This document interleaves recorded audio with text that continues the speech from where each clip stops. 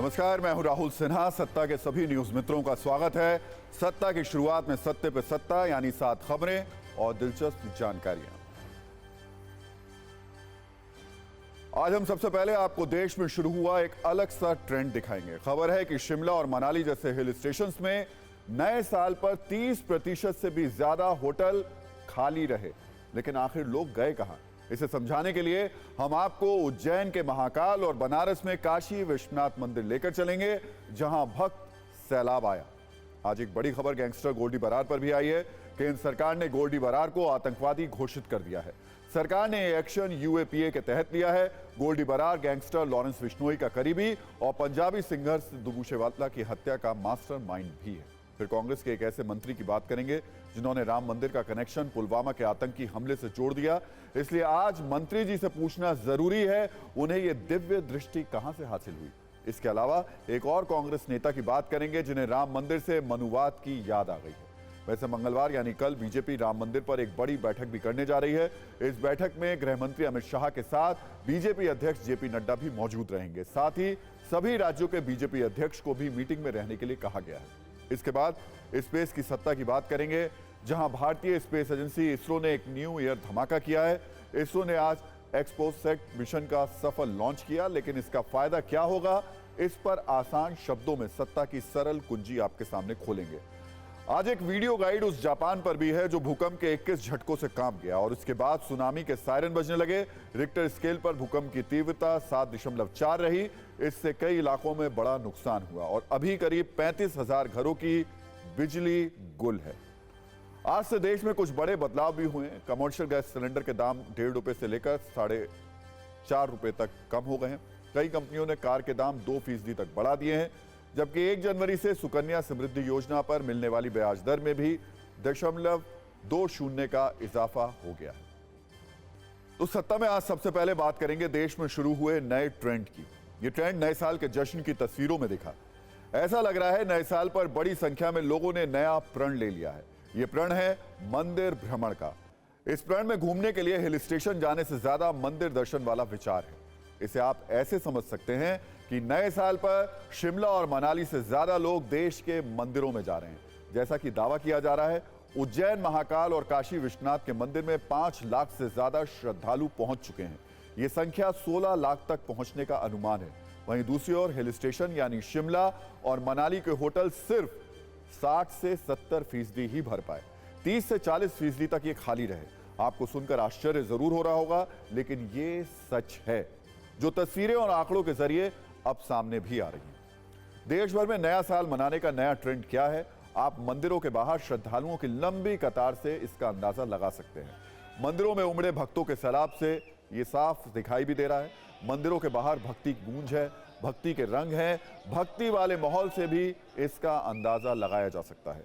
31 दिसंबर की रात से शुरू हुआ मंदिर भ्रमण और भगवान के दर्शन वाली इस पार्टी का सिलसिला आज भी जारी है। धार्मिक स्थलों पर पूजा और अरदास के लिए लाखों की संख्या में श्रद्धालु पहुंच रहे हैं। पहले बात करते हैं अयोध्या की, जहां इस वक्त भक्ति का गजब माहौल है। उमंग है, उत्साह है, हर गली हर चौराहे भगवान राम की गूंज है। नए साल पर अयोध्या के मंदिरों में बड़ी संख्या में भक्त पहुंच चुके हैं। नए साल पर काशी विश्वनाथ मंदिर में भी भक्ति का सैलाब आया हुआ है। वाराणसी में दशाश्वमेध घाट पर साल की पहली गंगा आरती और सूर्य पूजा की गई। दोनों ही धर्मस्थलों पर 5 लाख से ज्यादा श्रद्धालु दर्शन कर चुके हैं। दावा है कि 16 लाख लोग दर्शन कर सकते हैं। भक्तों के उमड़े सैलाब को देखते हुए कई मंदिरों में वीआईपी दर्शन बंद हैं। एक तरफ इतनी भीड़ हो गई थी कि चारों ओर भक्तों की 2-2 किलोमीटर तक लंबी लंबी कतारें लग गई थी। उज्जैन के महाकालेश्वर मंदिर में 2024 की पहली भस्म आरती की गई। 1 जनवरी को होने वाली भस्म आरती के लिए ऑनलाइन बुकिंग 1 महीने पहले ही फुल हो चुकी थी। 31 दिसंबर को सुबह 6 बजे ऑफलाइन बुकिंग की लाइन लग गई, जो 1 घंटे में फुल हो गई। जिनको दर्शन का मौका मिला, उनकी संख्या कितनी ज्यादा है, इसका अंदाजा आप इन तस्वीरों से लगा सकते हैं। नए साल के मौके पर अयोध्या में राम भक्तों का जन सैलाब उमड़ पड़ा है। इस वक्त मैं मौजूद हूं अयोध्या के हनुमानगढ़ी मंदिर के ठीक बाहर और आप भीड़ का आलम देखिए, यहाँ पर श्रद्धालु कितनी बड़ी संख्या में पहुंच रहे हैं। यहाँ से आप ऊपर तक देख सकते हैं कि सीढ़ियों पर किस तरह से लोगों की कतार जो है वो लगी हुई है, भीड़ लगी हुई है। सुरक्षा के इंतजाम इस बाबत यहाँ पर किए गए हैं कि नियंत्रित भीड़ को ही दर्शन करने के लिए एक बार में अंदर भेजा जा रहा है। बाकी लोग तमाम आपको इंतजार करते हुए सीढ़ियों पर दिखाई देंगे।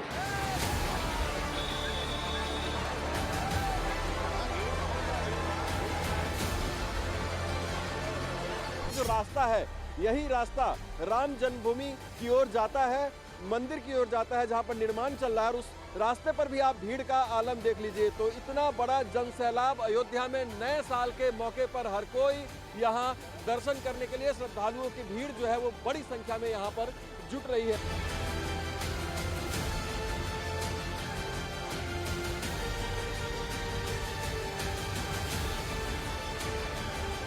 यहाँ 9 वर्ष के उपलक्ष्य में हम सपत्नी जो है दर्शन करने के लिए आए हैं भगवान श्री रामचंद्र का और नए हनुमान साल जी की का। शुरुआत बजरंग बली के साथ।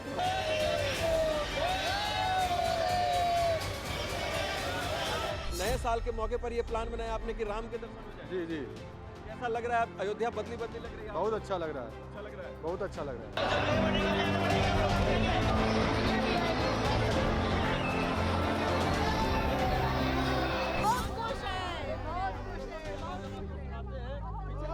बहुत खुश है, बहुत खुश है, बहुत खुश है। जय श्री राम, जय श्री राम। बहुत खुशी, अपनी खुशी को हम बयान नहीं कर सकते। मोदी जी ने बहुत अच्छा काम किया है।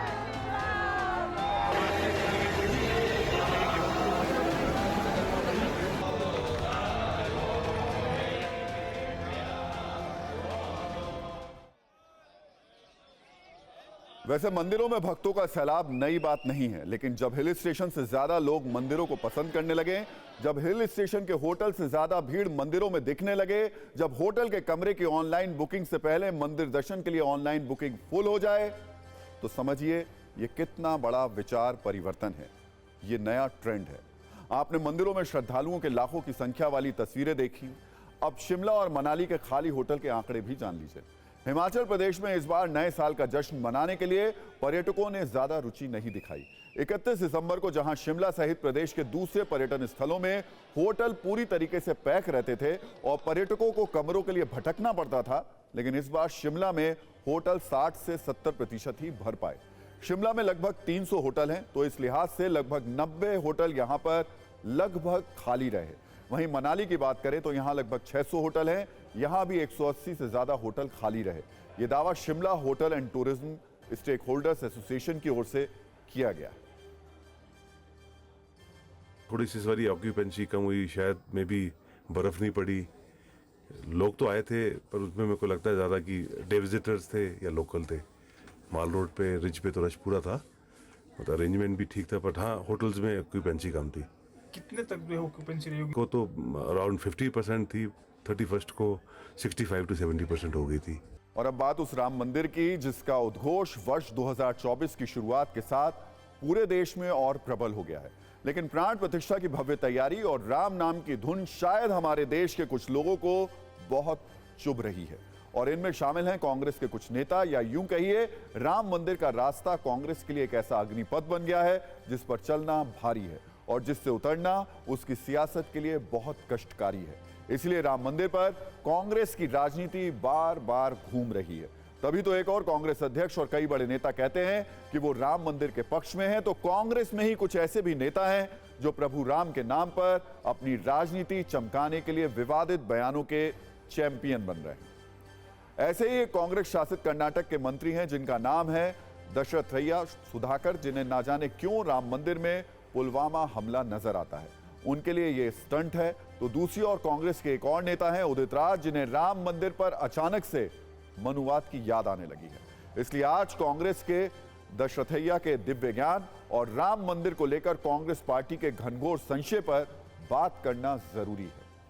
सबसे पहले कर्नाटक की कांग्रेस सरकार में कैबिनेट मंत्री दशरथैया सुधाकर की दिव्य दृष्टि की बात कर लेते हैं, जिन्हें नए वर्ष के आगमन के साथ अचानक से नया ज्ञान प्राप्त हुआ है, जिन्होंने राम मंदिर की तुलना पुलवामा हमले से की है, जिनके मुताबिक राम मंदिर पुलवामा की तरह मोदी सरकार का एक राजनीतिक स्टंट है। अब बीजेपी कह रही है कांग्रेस मंत्री के बयान में अपमान वाले दो तीर हैं। पहला है प्रभु श्री राम पर और दूसरा है हमारी देश की सेना और उसके बलिदान पर। इस पर नई सियासी चिंगारियों वाले बयान आपको दिखाएंगे, लेकिन सबसे पहले कांग्रेस के मंत्री का बयान शब्दशः सुनिए, जिन्होंने अपनी बेतुकी थ्योरी से राम मंदिर का पुलवामा कनेक्शन निकाला। ಎಲ್ಲ ಸ್ಟೆಂಟ್ ರೀ ಹಿಂದೆ ಎಲ್ಲ ಗೊತ್ತಲ್ಲ ಪುಲ್ವಾಮಾ ತೋರಿಸಿದ್ರು, ಈಗ ರಾಮನ ಫೋಟೋ ತೋರಿಸ್ತಿದ್ದಾರೆ. ಜನ ದಡ್ರಿಲ್ಲ, 2 ಬಾರಿ ಮೂರ್ಖರಾಗಿದ್ದೀವಿ, ಮತ್ತೆ 3ನೇ ಸರಿ ಆಗಲ್ಲ ಅಂತ ನನಗೆ ಭರವಸೆ. अब पता नहीं कांग्रेस के मंत्री को यह ज्ञान किसी व्हाट्सएप यूनिवर्सिटी से प्राप्त हुआ या ये उनकी अंतरात्मा की वो आवाज है जो कांग्रेस के लिए नई मुसीबत बन गई है। वैसे मुसीबत से याद आया, आज उदित राज ने भी राम मंदिर को लेकर कुछ ऐसा कहा जिससे कांग्रेस का सिरदर्द थोड़ा और बढ़ गया है। आज अचानक से उदित राज को राम मंदिर को लेकर मनुवाद का स्मरण होने लगा। आज उदित राज ने अपने सोशल मीडिया अकाउंट एक्स पर एक ट्वीट किया जिसमें लिखा, मतलब 500 वर्ष बाद मनुवाद की वापसी हो रही है। जब इस पर बीजेपी ने कांग्रेस पर जुबानी तीर चलाने शुरू किए तो उदित राज ने फुल स्पीड में यू टर्न ले लिया, वो भी आपको दिखाएंगे। लेकिन फिलहाल तो राममय माहौल में बीजेपी को कांग्रेस के 2 नेताओं के बयान से बड़ा मुद्दा मिल गया है। वो कह रही है यही राम मंदिर पर कांग्रेस का असली चाल, चरित्र और चेहरा है। इन आरोपों में बहुत आग है। इसी पर पहले आपको एक रील दिखा देते हैं।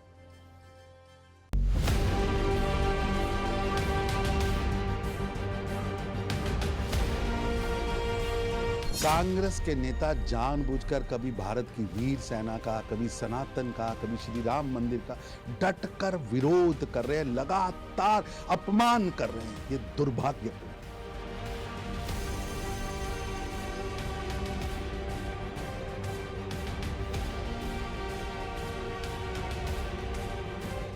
ये साफ है कि ये लोग भारत की संस्कृति का, सनातन का, इस सब का विरोध करते हैं और ये करते रहेंगे, लेकिन उससे कोई फर्क पड़ने वाला नहीं है।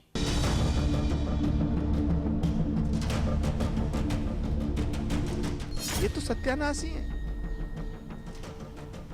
ये निगेटिव एनर्जी है। लोकतंत्र में निगेटिविटी की गुंजाइश नहीं है। ये तो नकारात्मक लोग हैं, ये तो नास्तिक लोग हैं। कुछ जो राम का विरोध करे वो नास्तिक।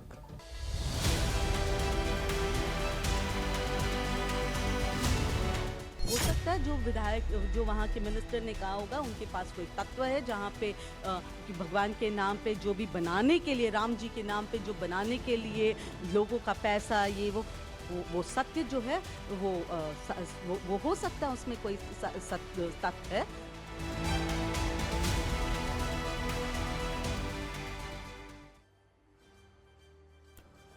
अब जब कांग्रेस नेता उदित राज को लगा कि उनके बयान से पार्टी फंसती दिखाई दे रही है तो उनके सुर अचानक बदल गए और उन्होंने अपने बयान के मायने भी बदल डाले। उदित राज ने कहा उन्होंने मनुवाद वाली बात राम मंदिर को लेकर नहीं लिखी, लेकिन बीजेपी पूछ रही है 500 साल पर उदित राज क्या स्पष्टीकरण देंगे, क्योंकि 500 साल पहले मुगल आक्रांता बाबर ने राम मंदिर को तोड़कर बाबरी मस्जिद का निर्माण करवाया था। बीजेपी ने इसी 500 साल को उदित राज के बयान से जोड़कर राम मंदिर वाला एंगल निकाल लिया है। हालांकि उदित राज अपनी सफाई में क्या कह रहे हैं ये भी सुन लेते हैं। जिस तरह की ये सरकार की नीतियां हैं इनकी कि सब बड़े कॉर्पोरेट हाउसेस को दे देना उठा करके, जो नौकरियां थी SC ST OBC के उसको खत्म कर देना, और जिस तरह से हिमंता बिस्वा शर्मा का है और जिस तरह से निषाद परिवार का विजिट करना, ये क्या दर्शाता है। हमने तो इसके लिए कहा ये अयोध्या में जो राम मंदिर से उसको जोड़ के क्यों कह रहे हैं लोग। तो एक और कांग्रेस के मंत्री राम मंदिर पर देश के करोड़ों राम भक्तों की आस्था पर कुठाराघात करने वाले बयान दे रहे हैं, तो दूसरी ओर कांग्रेस ये भी संदेश देने की कोशिश में है कि राम मंदिर के निर्माण से उसके भी दिल में हर्षोल्लास के गीत बज रहे हैं। 24 के चुनावी सीजन में कांग्रेस दिखाना चाहती है कि राम जितने बीजेपी के हैं उतने ही कांग्रेस के भी हैं। तभी तो हिमाचल के मुख्यमंत्री सुखविंदर सिंह सुक्खू ने राम मंदिर को लेकर नया ऐलान कर दिया है। सुक्खू ने कहा कि उन्हें राम मंदिर की प्राण प्रतिष्ठा में जाने का न्योता मिले या ना मिले, वो अयोध्या जरूर जाएंगे। वैसे नोट करने वाली बात यह भी है कि प्राण प्रतिष्ठा का निमंत्रण कांग्रेस के अध्यक्ष मल्लिकार्जुन खड़गे और सोनिया गांधी को जरूर भेजा गया है, लेकिन अब तक 22 जनवरी को दोनों भव्य समारोह में जाएंगे या नहीं ये क्लियर नहीं है। लेकिन हिमाचल के सीएम सुक्खू प्राण प्रतिष्ठा में जाने की इतनी जिद क्यों कर रहे हैं ये भी सुन लेते हैं। ये कोई अयोध्या से इनविटेशन नहीं आया है, और अयोध्या से इनविटेशन ना भी आए, राम हमारी आस्था के केंद्र है, हमारे आदर्श है, और हमारे उनकी जो मर्यादा पुरुषोत्तम राम हैं, जो उन्होंने जो हमें प्रेरणा उनके जो ग्रंथों से हमें मिलती है, हम सब लोग उन अयोध्या में राम मंदिर बना है, उस दृष्टिकोण से जब भी कोई इनविटेशन आएगा या इनविटेशन नहीं भी आता है तो भी हमारा ये दायित्व बनता है कि हम सब लोग उनकी जो दिखाए हुए रास्ते उस पर चले। वैसे राम के नाम पर सियासत सिर्फ कांग्रेस नेताओं के बयान पर नहीं हो रही है, बल्कि राष्ट्रीय स्वयंसेवक संघ के बड़े नेता इंद्रेश कुमार ने देश के मुसलमानों से राम मंदिर की प्रतिष्ठा को लेकर, प्राण प्रतिष्ठा जो हो रही है उसको लेकर एक ऐसी अपील की है जिसे सुनकर कई मौलानाओं और मुस्लिम धर्मगुरुओं का पारा थोड़ा चढ़ा हुआ है। दरअसल आरएसएस के इंद्रेश कुमार ने कहा कि अयोध्या में प्रभु श्री राम की प्राण प्रतिष्ठा से सभी धर्म के लोगों को जुड़ना चाहिए।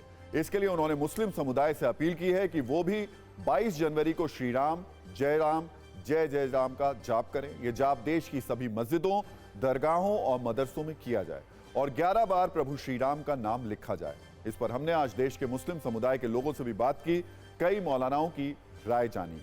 उनका क्या कहना है ये देखने से पहले हम इंद्रेश कुमार का आपको बयान सुनवा देते हैं। 22 जनवरी को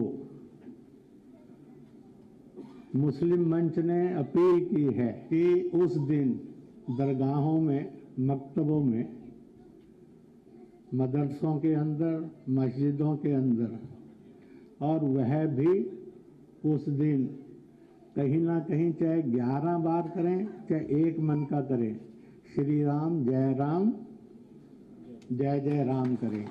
इंद्रेश कुमार के ये शब्द कई मुस्लिम धर्मगुरुओं और मौलानाओं को बहुत चुभे हैं, वो नाराज हैं।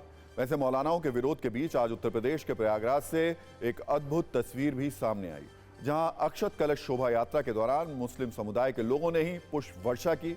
राष्ट्रीय मुस्लिम मंच के बैनर तले मुस्लिमों ने ही राम भक्तों पर फूल बरसाए, लेकिन कुछ मौलाना इंद्रेश कुमार के बयान पर भड़के हुए हैं।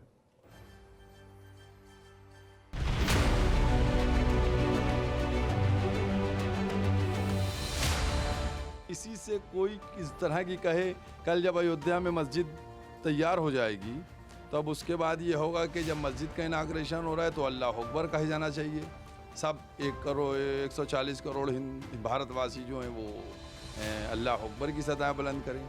तो मैं ये समझता हूँ ठीक है, हमारे बिरादरान अहले वतन के लिए खुशी का दिन है, उस दिन उसका इनाग्रेशन हो रहा है, उद्घाटन हो रहा है, बहुत अच्छी बात है। लेकिन इस तरह की बातें करके मैं समझता हूँ ये दूरियां पैदा की जा रही हैं।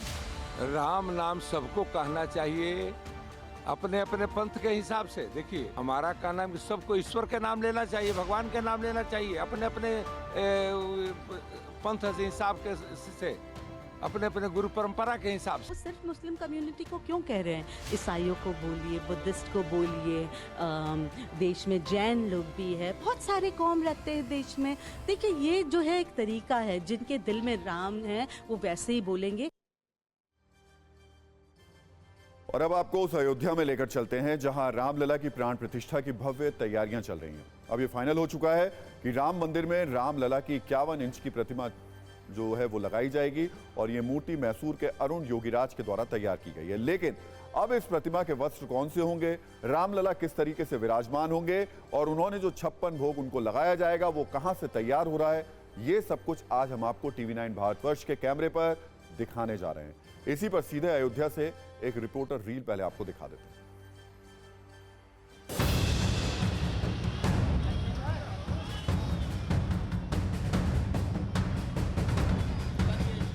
अयोध्या के जो चंद्रा मिठाई की दुकान है उसको चुना गया है और वहां से अभी फिलहाल प्रतिदिन भगवान के लिए मिठाइयां जाती हैं। खुरचन का खास पेड़ा भगवान के लिए जाता है और वो भोग लगता है। आप जो हमारे सामने में ऊपर में देख रहे हैं ये खुरचन का पेड़ा, ये वो पेड़ा है जो भगवान के लिए प्रतिदिन भोग के तौर पे यहाँ से भेजा जाता है।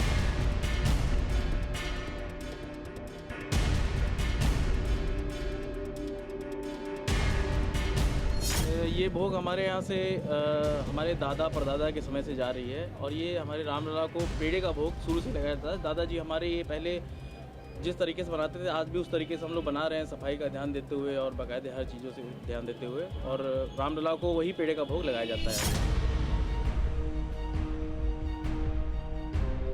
तो पेड़ा ही है हमारा भगवान को भोग, और विशेष वहाँ लोग दर्शन करने के लिए आते हैं तो पेड़े का ही प्रसाद उनको प्रसाद स्वरूप दिया जाता है। और जब 56 भोग या ऐसा कोई त्यौहार पड़ता है तो और भी मिठाइयाँ साथ में लगाई जाती है भगवान के भोग के लिए।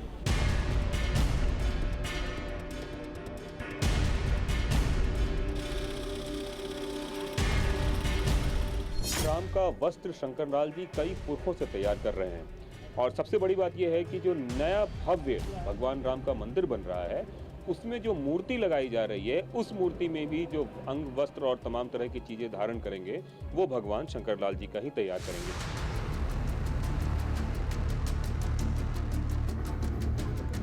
इक्यावन इंच की मूर्ति है और मूर्ति तो सरकार अगर जब सामने पड़े तो लगता था कि ठाकुर जी हमारे बोल देंगे। अब और मुस्कुरा रहे हैं, बाल रूप में हमारे ठाकुर जी वहाँ मुस्कुरा रहे हैं, देखने में तो यही लगा। अब आगे तो जब स्थापना हो जाएगा तो और दिव्य स्वरूप हो जाएगा।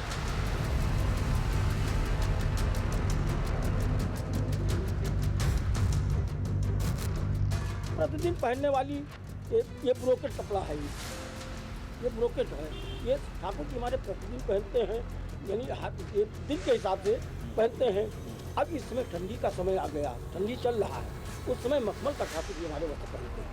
7 दिन का 7 कलर का मखमल तैयार होता है और ब्रोकेट का है ये भी 7 दिन का। आज साल 2024 का पहला दिन है। नए वर्ष की शुरुआत होते ही दुनिया को 2 बड़ी चेतावनी मिली है, जिसमें युद्ध वाली भड़कती चिंगारियां भी हैं और कुदरत के क्रोध वाला डर भी है।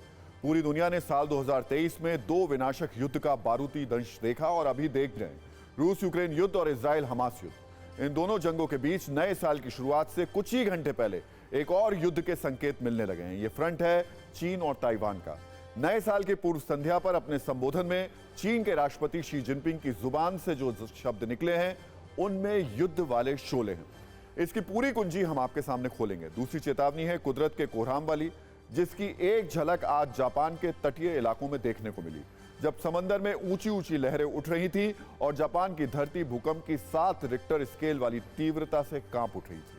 सुनामी के अलर्ट ने जापान को अंदर तक हिलाकर रख दिया है।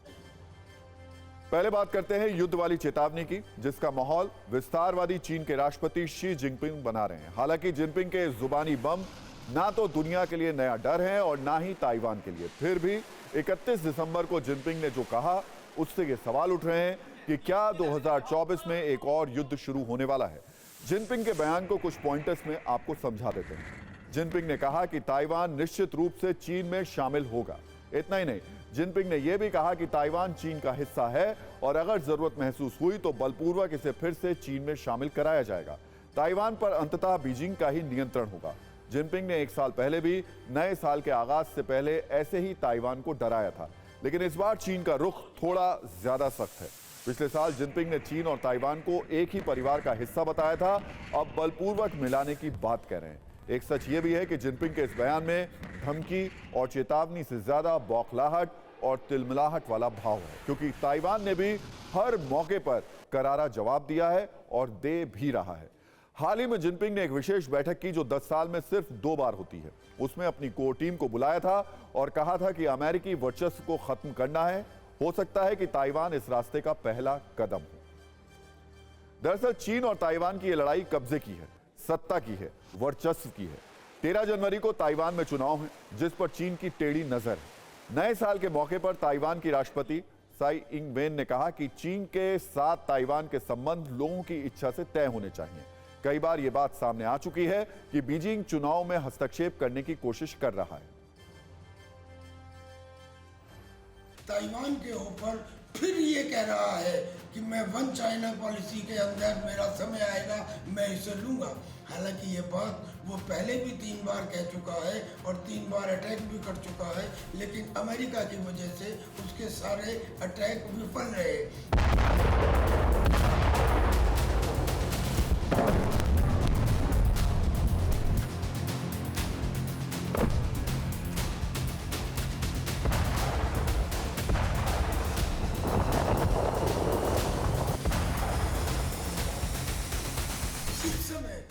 सिचुएशन डिफरेंट है, क्योंकि अमेरिका रशिया और यूक्रेन युद्ध में, इजराइल और हमास युद्ध में उलझा हुआ है और डायरेक्टली रेड सी में उलझा हुआ है, ईरान के साथ तनातनी चल रही है। यानी कि पूरी दुनिया इस समय एक बड़े युद्ध के मुहाने पर खड़ी हुई है।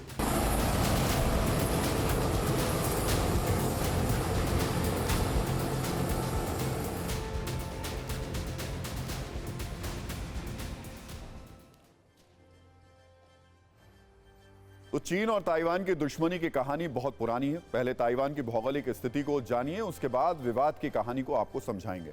ताइवान चीन के दक्षिण पूर्वी तट से लगभग 160 किलोमीटर दूर मौजूद एक छोटा सा द्वीप है। ताइवान 1949 से खुद को आज़ाद मुल्क मान रहा है। हालांकि अभी तक दुनिया के 14 देशों ने ही उसे आज़ाद देश के तौर पर मान्यता दी है और उसके साथ कूटनीतिक रिश्ते बनाए हैं। फिर भी चीन इसे अपना प्रांत मानता है, जबकि ताइवान में अपना संविधान है और वहां चुनी हुई सरकार है जिसे जिनपिंग मान्यता देने को तैयार नहीं है। और ये दोनों देशों में तनाव की बड़ी वजह है। ताइवान पर कैसे जिनपिंग जंगी प्रेशर बना रहे हैं, इसे भी समझिए। साल 2023 में ही चीन ने ताइवान पर कब्जा करने का ब्लूप्रिंट जारी किया था। 2023 में चीन ने ताइवान के हवाई क्षेत्र में 1600 से अधिक बार घुसपैठ की। ये साल 2022 की तुलना में लगभग 2 गुना है। इन घुसपैठों में अक्सर चीन के लड़ाकू विमान, हेलीकॉप्टर और विमान भेदी मिसाइल शामिल होते थे। ताइवानी रक्षा मंत्रालय चीनी सैन्य गतिविधि पर बारीकी से नजर रखता है और अलग अलग सूचनाओं और खुफिया जानकारियों के आधार पर युद्धाभ्यासों की संख्या का अनुमान लगाता है। 2023 में ताइवानी रक्षा मंत्रालय ने ताइवान के पास चीन की ओर से लगभग 500 नौसैनिक और हवाई अभ्यासों की सूचना दी थी। इसमें छोटे सामान्य अभ्यास और बड़े संयुक्त अभ्यास शामिल हैं। इसमें चीनी सेना की कई शाखाएं हथियारों का इस्तेमाल करके धमकी भरे संदेश देती रही हैं।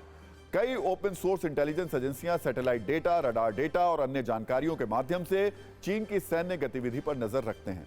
इनका अनुमान है कि 2023 में ताइवान के पास चीनी अभ्यासों की संख्या 300 से 450 तक हो सकती है। यानी अलग अलग तरीकों से गणना करने पर 300 से 500 युद्धाभ्यासों की रेंज आती है। और सत्ता में अगली खबर उस स्पेस की सत्ता से जुड़ी है जिसमें हमारी space agency Indian space research organisation बड़े बड़े कीर्तिमान स्थापित कर रही है।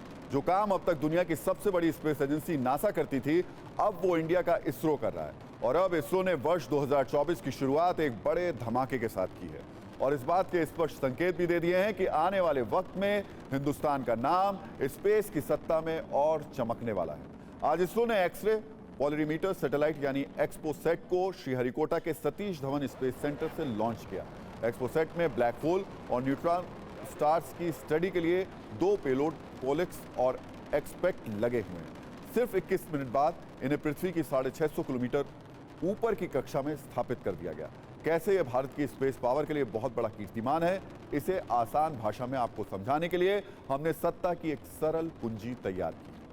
सबसे पहले हम आपको ये समझाते हैं कि आखिर इसरो को एक्सपोसेट मिशन लॉन्च करने की जरूरत क्यों पड़ी और इससे भारत को फायदा क्या होगा। इस मिशन के जरिए ब्रह्मांड को बेहतर तरीके से समझने में मदद मिलेगी। ब्लैक होल और उससे निकलने वाले खतरनाक रेडिएशन पर रिसर्च करना मुमकिन होगा। एक्सरे, गामा रे और रेडियो तरंगों पर गहन अध्ययन करने में आसानी होगी। इसके अलावा क्वासार्स, सुपरनोवा और न्यूट्रॉन स्टार्स पर भी स्टडी की जा सकेगी।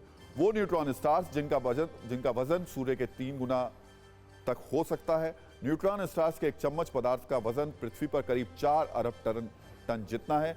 यानी इसरो अब स्पेस में वो काम करने जा रहे हैं जो बहुत लंबे वक्त से अमेरिकी स्पेस एजेंसी नासा करती आई है। ये इसरो के लिए एक बहुत बड़ी कामयाबी है। सत्ता में अब हम आपको यह भी समझाते हैं कि जिस ब्लैक होल की स्टडी के लिए इसरो ने अपना यह मिशन लॉन्च किया वो आखिर है क्या। दरअसल ब्लैक होल आकाशगंगा के केंद्र में मौजूद है। मौजूदा वक्त में ब्रह्मांड में 3 प्रकार के ब्लैक होल हैं, स्टेलर मास, सुपर मैसिव और इंटरमीडिएट मास। ये ब्लैक होल्स निष्क्रिय तारों के समूह से बनते हैं और सूरज से भी कई करोड़ गुना बड़े होते हैं। इनमें गुरुत्वाकर्षण इतना ज्यादा होता है कि रोशनी भी इनके आर पार नहीं जा सकती है। अब इसरो इन्हीं ब्लैक होल्स से निकलने वाले रेडिएशन पर अध्ययन करेगा। 2024 के पहले दिन लॉन्च हुए मिशन के जरिए इसरो ने अपनी स्पेस सत्ता को नई ऊंचाइयों पर पहुंचाने का उद्घोष कर दिया है। जिन मिशंस का नेतृत्व पहले नासा करता था, उन मिशंस को अब इसरो अपने नेतृत्व में स्वतंत्र रूप से आगे बढ़ा रहा है। अंतरिक्ष में भारत का किफायती और असरदार मॉडल अब ब्लॉकबस्टर साबित हो गया है। 2024 स्पेस की सत्ता के लिए एक बड़ा और महत्वपूर्ण साल है। इसके बारे में हम आपको आगे बताएंगे, लेकिन पहले ये रील देख लीजिए। रील हम आपको दिखाते, लेकिन उससे पहले सत्ता में आज का टाइम खत्म हो गया। सभी न्यूज़ मित्रों से हमारी न्यूज़ रिक्वेस्ट है कि वो सत्ता की न्यूज़ रील्स को ज़्यादा से ज़्यादा शेयर करें और अपने सुझाव हमें व्हाट्सएप जरूर करें।